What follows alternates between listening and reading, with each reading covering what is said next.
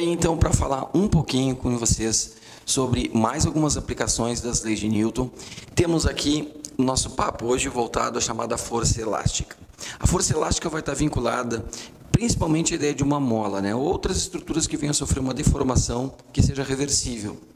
Tu deforma e volta à condição inicial. Mas o papo funciona com mola, funciona bem com mola. Então imagina que eu tenho uma mola que assim, essa mola se encontra na sua condição natural. Tá? Ela não está nem esticada nem comprimida. Então vou dizer para ti que ela tem um certo comprimento. Vou chamar esse comprimento da mola aqui de, vamos botar até aqui, ó, x0, comprimento inicial, certo? Aí a gente vai aplicar uma força nessa extremidade da mola. E, sendo suficiente essa força, a gente vai conseguir deformar a mola, de tal forma que a mola venha, então, a variar o seu comprimento pela aplicação de uma determinada força, que eu vou chamar aqui de força F. Então, eu puxei a mola para cá. E aí o que eu vou poder observar é que o comprimento da mola não é mais o mesmo que eu tinha antes. O comprimento passou a ser outro. Passou a ser um comprimento final que eu vou chamar de X. Bom, o que a gente tem aqui? Ó? Houve uma variação no comprimento da mola. A mola sofreu aqui uma variação no seu comprimento. Uma variação no seu comprimento, que é o comprimento final, X, esse daqui, menos o comprimento inicial, x0. Bom, no momento que a gente puxa a mola para cá, a mola puxa a gente para cá.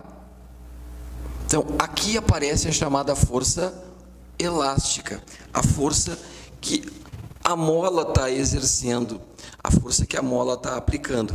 E essa força é contrária à deformação que a mola sofreu. Essa deformação que a mola sofreu, a gente acaba chamando de X. Vamos chamar aqui de X1, aqui de X0. Então, essa deformação ΔX, nós vamos chamar de X. E aí um cara chamado Robert Hooke descobre que se a gente dobrar o valor dessa força, essa aqui também vai dobrar e essa deformação vai dobrar. Se a gente triplicar essa força, essa aqui também vai triplicar. Ação, reação, ação, reação. Eu puxo a mola me puxa, certo? Mesma intensidade. Tripliquei essa força, triplicou a elástica, triplica a deformação. Então ele descobre que a força elástica é diretamente proporcional à deformação que a mola sofre. Quer dizer que se eu aplicar uma força elástica, a mola sofre uma deformação X, se dobrar a força, dobra a deformação. Se triplicar a força, triplica a deformação. Se reduzir a força à metade, a deformação cai à metade. Esse comportamento que está aqui indica uma proporção direta entre força e deformação. Isso faz com que o gráfico que eu tenho aqui com força elástica e deformação tenha assim, ó, para um valor de deformação 1, eu tenho uma força elástica F. Dobrando a deformação, ela dobra porque dobra a força. Triplica a deformação porque ela triplica porque triplica a força. E se a gente vai marcando esses pontinhos aqui, ó, força F com uma deformação 1, força 2F com uma deformação 2, força 3F com uma deformação 3. Se a gente unir esses pontinhos, aqui nós vamos encontrar aqui uma reta. Uma reta que pode, inclusive, ir para o outro lado, que pode vir para cá, não tem problema. Tá? Bom, então esse é o gráfico característico entre a força elástica e a deformação. Força elástica e deformação são grandezas diretamente proporcionais. E se eu tenho grandezas diretamente proporcionais, ao dividir uma pela outra, eu vou encontrar uma constante. Essa constante tem a ver com a característica da mola que a gente está deformando. Se eu tiver uma mola mais rígida, aqui eu vou ter que aplicar mais força para deformar. Então, essa constante é chamada de constante elástica. A, ela é chamada de constante elástica. Se eu trocar a mola, troca a constante elástica. Então, ela é uma característica da mola. Cada mola tem a sua constante elástica K. Cada mola tem a sua constante elástica K. E se a gente deformar aqui a força elástica, isolar a força elástica, aqui eu vou ficar com F igual a K vezes X. Força elástica igual a K vezes X. Tu vai encontrar em muitos livros, em muitos materiais, um sinalzinho de menos aqui. Por que esse sinalzinho de menos pode aparecer aqui? Porque tu vai observar que a deformação da mola, nesse caso, está acontecendo para a direita e a força elástica está apontando para a esquerda. Então, é só para indicar que FE, força elástica, e a deformação X tem sentidos opostos. Só para indicar que elas têm sentidos opostos.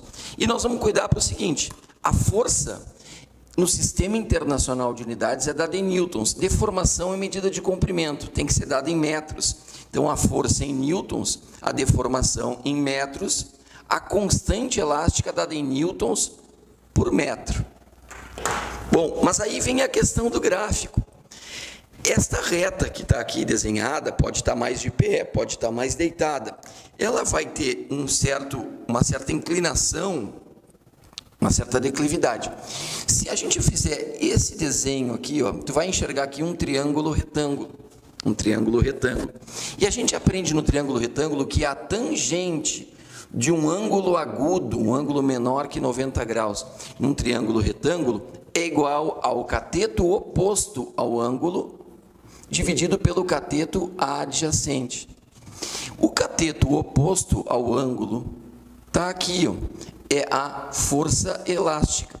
O cateto adjacente, que é esse aqui, ó, esse é o cateto oposto ao ângulo θ. O cateto adjacente é esse aqui está a hipotenusa. O cateto adjacente mede a deformação. Então, a tangente de θ, que a gente vai chamar de declividade, nesse gráfico força, deformação, vai nos dar força elástica, cateto oposto, dividido pela deformação, x. Isso é a constante elástica da mola. E isto aqui, pessoal, é chamado de lei de Hooke. Lei de Hooke. Então, te dando conta do seguinte: mola mais rígida, eu vou ter que aplicar mais força para ter a mesma deformação. Então, esse K aqui vai ser maior quanto a mola é mais rígida. A constante elástica, que é uma característica da mola, nos dá uma ideia da rigidez da mola. Rigidez da mola. Mola mais rígida com uma constante elástica maior. Tá legal? Segue aí, a gente vai falar mais de aplicações das leis de Newton na sequência.